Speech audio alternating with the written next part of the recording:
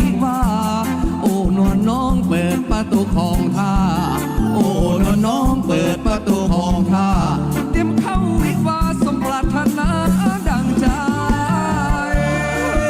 น้องแพงเงินบอกพอแต่งน้องอย่าเสียใจ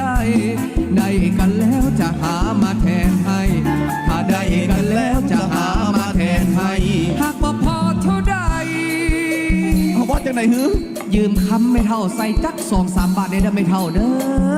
ได้ต้องบ่เป็นช้างยืมรถส่งไม่เท่าขึ้นลูกเคยเด้อโดยส่งคืนดอกไม่เท่าเอ้ย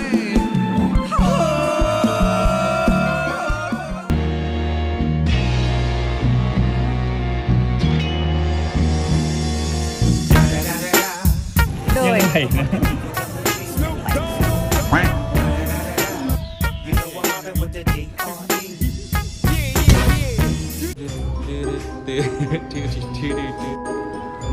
เดี๋ยวผมส่งเก๊กรอให้เก๊กรอกัน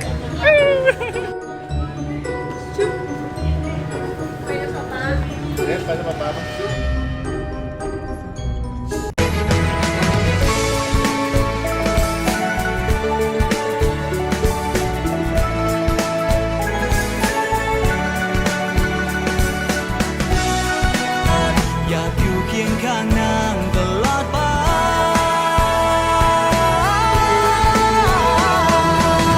อาพรเหล่าสาวงามสาวเจ้างามยังมีคุณค่าเอกลักษณ์มีมายิ่งเล่าจงรักษาไว้เสื้อสู่ให้โลกรู้ความเป็นอยู่ประเพณีลาวสาวลาวยุคใหม่ก็เคยลืมไหลสิ้นไม้เวียงนา คนในใจมันเป็นไผ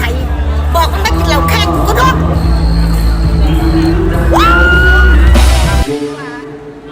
ในทางประมาณแล้วก็ยิ้มรับตำเจ้าไปซ้าย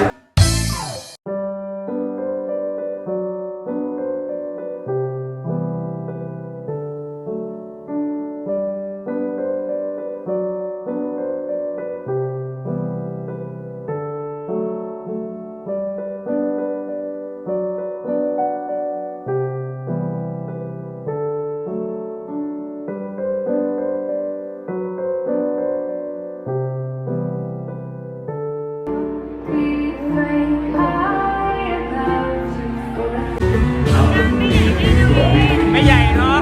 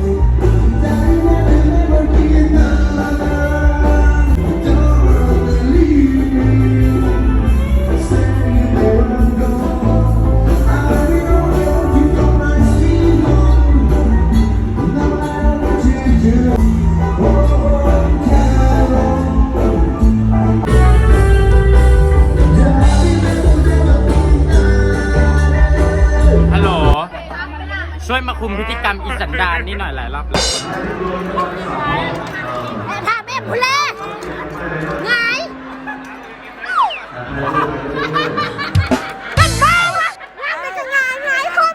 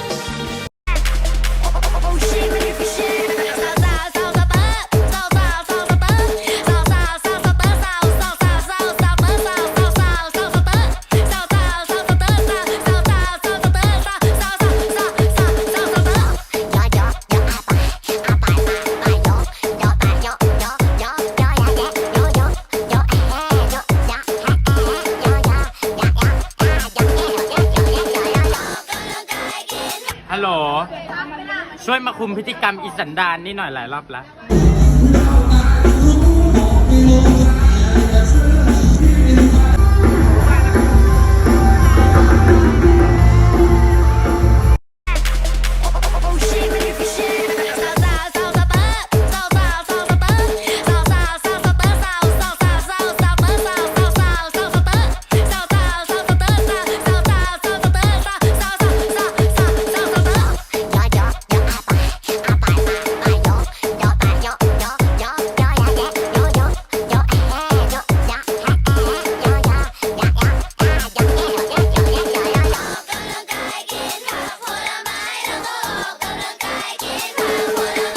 No say no man, don't worry, do exercise, not just go party. Are you ready to be number one? You can do it, you can do it, you can do it from your heart. You can do it for your healthy, wealthy, happy. Are you ready? Be like me, it's all the body seven. ไทยรำคิ้วเรียวงามเขาพอห่างดัดไม้ให้ตรงจากไม้ป่าเขาทานโอนเป็นพงสู่ตรงแต่งดินปะซิวดินปะซิวดินดำดินปะซิวตัดไม้ดิวเป็นชนวนบังไฟอีสานเหนือเสือสิ้นถิ่นตายวัดรวมใจประชาชนรวมตัว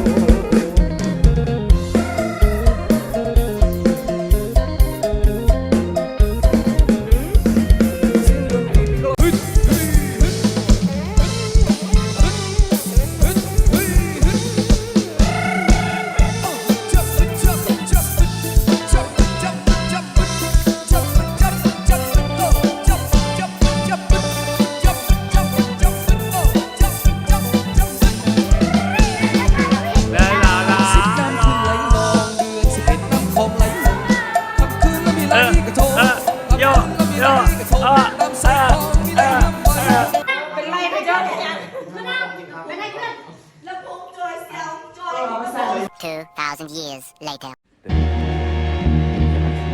กับน้ำ